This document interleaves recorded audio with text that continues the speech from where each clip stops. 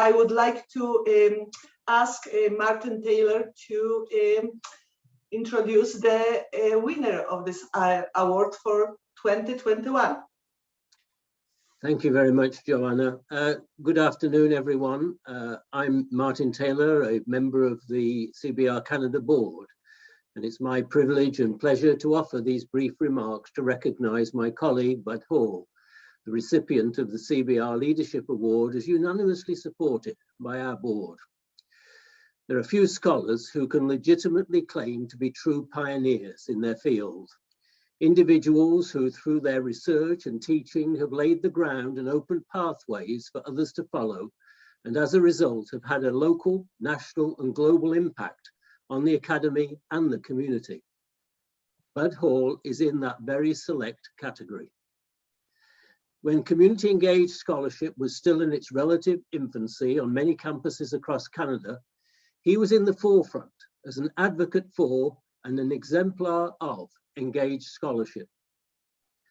As Vice President Research at the University of Victoria at the time, I had the privilege of helping to nurture the development of community-based research at our university, building on the strengths of the emerging research and teaching programs at that time. When we then established the Office of Community-Based Research, Bud was the clear choice to serve as the founding director. Bud played a lead role in creating CBR Canada and went on to be the founding UNESCO co-chair in CBR and social responsibility in higher education with his esteemed colleague in India, Rajesh Tandon. Taken together, his achievements signal the remarkable leadership contributions that Bud has made institutionally, nationally, and internationally. Nor are these in any sense figurehead positions, as he continues through his research and teaching to be extraordinarily active and productive at this, dare I say, later stage of his career. Beyond the productivity and impact of his scholarship, Bud is a visionary who has inspired and nurtured the next generation of community engaged scholars, enhanced the reputation and standing of his university, and made a positive difference in our world locally and globally that few can rival. As such, he is singularly qualified to receive this CBR Leadership Award. Congratulations, Bud, and thank you for your inspiring leadership.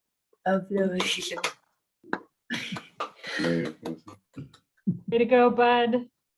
Over to you, Bud. Poor Bud. Bravo! Woo, woo, woo. Well, thank you very much. I wanted to congratulate Miriam, Petra, and Rebecca for this just astounding, terrific work that you've done, and I'm so honored to be part of the graduating class, the award-winning class, together with you, Miriam, Petra, and Rebecca. As Martin knows, I'm speaking from the unceded territory of the Lekwungen and Senchothan speaking peoples here in what we could know as Victoria these days. Thank you, Martin, very much for your generous words. I've really enjoyed our friendship over the years, and I've learned so much from you about leadership and mission. I really was surprised, and I'm very honored and humbled by this recognition. One of the wonderful things about this award is that it gives us, it's evidence that we have a viable national network bringing community-based researchers together across the country, and we are able to create awards, which is what you have graced me with today. I want to do three things by way of remarks. The email address you're trying to add. I want to say a word or two of thanks. I want to offer to everybody here a poem in honor of the 100th birthday of Paulo Ferrari. All of you, many of you will know, was one of our one of the mentors who brought us to this way of working. And then I want to, Darlene and I are going to lead us all in a grand participatory poetic experiment where at a certain point we'll ask you to unmute, and then we will pour forth across the country, coast to coast to coast, with a cacophony of poetic sounds. First of all, as all of you know, we've been talking about relationships. So the fact that you've given me an award is really the culmination for me of at least part way through. I hope I've still got more time to continue to develop more relationships, but I really am a product. I am very much a product of those people that I've had a chance to meet and learn from. And so I really want to name a few of those people. My work began in Tanzania in the early 1970s. And from Tanzania, the names of Maria Lisa Swantz, Marjorie Mbilini, and Yusuf Kassam are three with whom the very name participatory research originally emerged. In Toronto, when I left Tanzania, I was in England for a bit and ended up in Toronto. And in Toronto, we created in 1977 something called the Participatory Research Group. And that was created by the late Diane Marino, Ted Jackson, Deborah Barnt. They were founders. And shortly after that, in Venezuela, I met my great and longtime friend and collaborating genius, Rajesh Tandon of India, with whom I share this UNESCO chair that Martin mentioned. We created Rajesh, Pancho Villa from Chile, John Gaventa from Highlander, Paul Wangula from Uganda, and others, the International Participatory Research Network, which began to share these ideas primarily in the late 70s and early 80s. The third group of people whom I must thank are those from Victoria, which has been such a rich and supportive environment for me over the past 20 years. So thanks especially to Martin Taylor, who appointed me to my role at the Office of Community-Based Research. I often have told people that he appointed me when I was 63 years old. And that was the first job I thought that actually I was qualified for and that I actually enjoyed. So I always tell people, if you're not 63, the future is bright. You've got much to look forward to. So I'm very grateful to Martin for that. And I've learned a whole group of people that I've learned from and continue to learn from, including John Lutz, Maeve Leiden, Leslie Brown, Charlotte Lopi, Jutta Guthberle, Peter Keller, Crystal Tremblay, Kathy Krull, Walter Lepore, Suriani Zulfikli, Lorna Williams, Astrid Perez-Pignon, Bonnie Leadbeater, Carol Hall, Ron Rice, Bernie Pauley, and the elders May Sam and John Elliott. And I also want to thank my sons Dana and Sean, who are actually both on this call and who have had to endure listening to all of these ideas now for well over 40 years, a long time to listen to a father.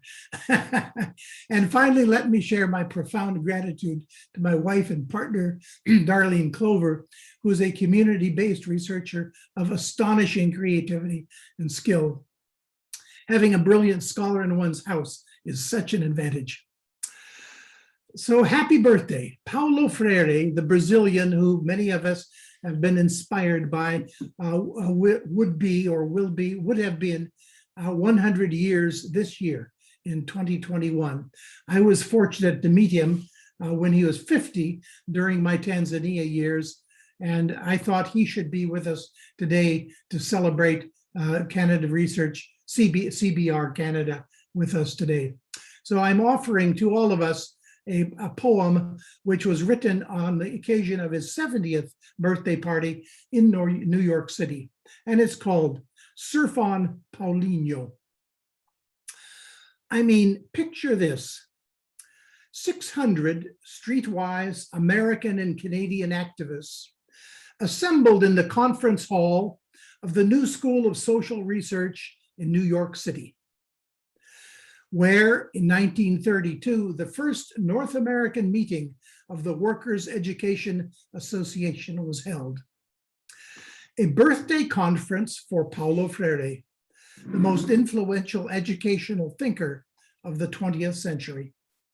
Academics were jammed in next to homeless organizers, were jammed in next to lady garment workers, were jammed in next to the Puerto Rican Independence Underground, were jammed in next to kindergarten teachers, who were jammed in next to high school students who are waiting to hear from Paulo Freire. And Paulo, 70 years old, who had come to town to help us all celebrate ourselves through him, stands up behind a table on the stage. I'd like to tell you, Paulo says in his quiet, gentle voice, about the best gift that I have had for my birthday. I received it from a young boy in Recife, in northeastern Brazil, where I was born. He gave me the gift of a picture which he had drawn himself, a picture of the crashing Atlantic coastal waves.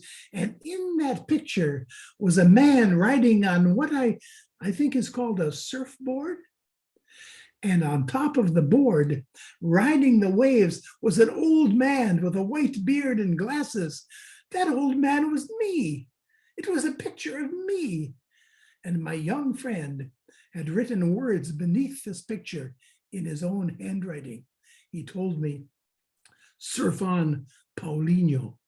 Surf on, little Paul." And Paulo said with a smile that reached out to the entire hall, I intend to do just that. For Paulo was a transcendent rider of the waves, waves of respect for the oppressed people of this planet, waves of international curiosity, intellectual curiosity, lover of words, waves of exile and loneliness in Chile, Geneva, and Africa, waves of love for his children, his dear Elsa, who died before him, waves of love for the final love of his life, his widow, Nita, and waves of love for his friends in such places as Guinea-Bissau, Cuba, India, Fiji, France, and oh yes, for us in Canada. For if he was a teacher, for if he was an activist, for if he was a writer, for if he was a teller of stories, he was above all a person in the great and ancient tradition of Brazilian mystics. More than a teacher, more than an activist, more than a writer, more than a teller of stories. He carried with him a warm breeze of historic possibility. He carried with him the memories of many struggles. He carried with him vulnerability and need. He carried with him opportunities for friendship. He carried with him the new eyes of the young, and he carried with him revolutionary agency. He carried with him his hand for ours. He carried with him the electric atmosphere of a northeastern Brazilian storm. Paulo often apologized for his ways of speaking languages other than his beloved Portuguese, and yet he held audiences at hushed attention when he spoke in English, French, or Spanish in every corner of the world. He found ways through his distinctive ways of speaking English and French and other languages to draw us into his speech, to draw us into himself. So much did he seem to need us, his audience, that we hung on his every word, and we helped him to reach out to ourselves. I repeat that. So much did he seem to need us, his audience, that we hung on his every word, and we helped him to reach out to ourselves, so that in the end, we were his text. We were his words. He was our text. He was our words. Lire les mots, lire les textes, lire les vies, lire le monde, lire nos cœurs. Paulinho, surf on. Okay, that's it for listening. You now have to warm up your voices. So I'm going to ask you all to unmute yourselves and Yes. And let's see, let's move the camera just a little bit so you can see. We're now going to, there we go. There's Darlene. You see Darlene there? Now, this is a street poem. And it's a call and response poem. And we'll take turns reading the lines, and you will respond. And I'll start it out, and I'll do it slowly. Now, bear in mind that because of we're quite a ways spread apart in a big country like Canada.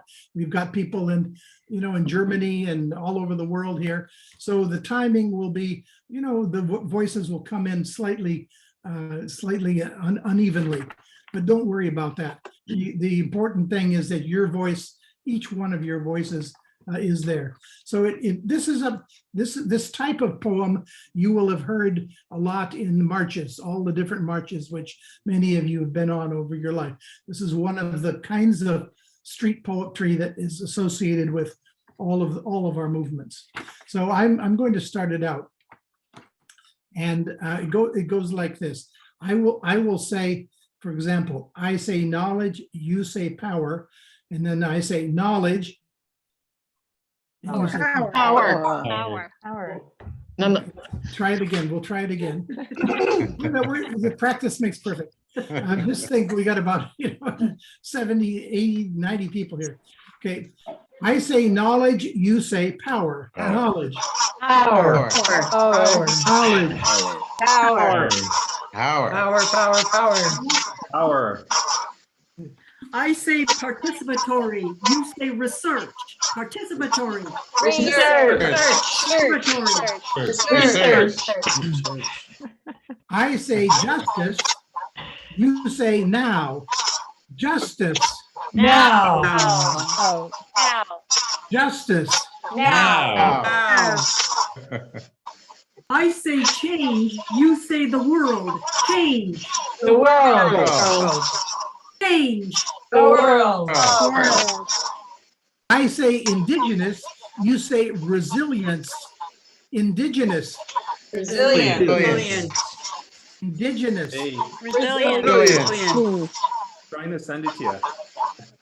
I say idle, you say no more. Idle. No more. Idle.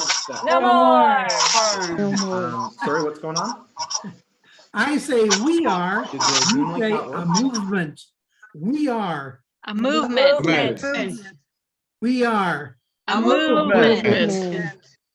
It was I incredible. say hope for, you say the world. Hope for. The world. Hope for. The world. I think we're at the tail end. I say thank, you say you. Thank You. you. You. We say that's, you say all. That's. All. That's. All. It was just brilliant. Thank you, Bart. Thank you, everyone. Amazing. What an awesome group. Look at us. We are on time. This is what we wanted. So everyone has been behaving so well. Fantastic. I would like to really thank all the speakers today and really acknowledge everyone, including Barbara, fantastic today, including our panelists. I don't have the names right now, but Carrie, Renee, Steve, help me. Dominique, Kevin, Thanking all the panelists. Yeah. and I am Elaine. doing the poem right now. Yes. Yes, and Elaine, everyone, and also the winners, right? Sorry, and Bob, of course, who did the facilitation, but also the award winners, Miriam, Petra, Rebecca, Bart, thank you so much. This is the end of our official part of this meeting, but the beginning of this more informal networking time. I will ask Steve to to speak about it, please. Yes, I do want to thank everyone. And I know it's been 2 hours. It's been a very intense 2 hours, a really great 2 hours. But if you would indulge us to hang in for another 30 minutes, we'd love you for that. I'm going to try and share a poem actually when we come back, but I do want to thank all the award winners. And Petra, I do want to say I'm very sorry about Danny. I do want to acknowledge his loss to you personally. And Rebecca, your tears about the research project, just for me, just so authentic about how we do community-based research. It is from the heart. It's totally from the heart. So what we want to do is, if you have when you go to a conference, at the end of the day, you might have a glass of wine or a coffee or whatever. We'd love for you to go grab a glass of wine if it's handy, a beer, a coffee, just water, whatever you want to have. And then we want to do a quick toast. And then we want to break out into smaller groups just to get to know each other kind of in smaller groups. And that'll be a kind of random assignment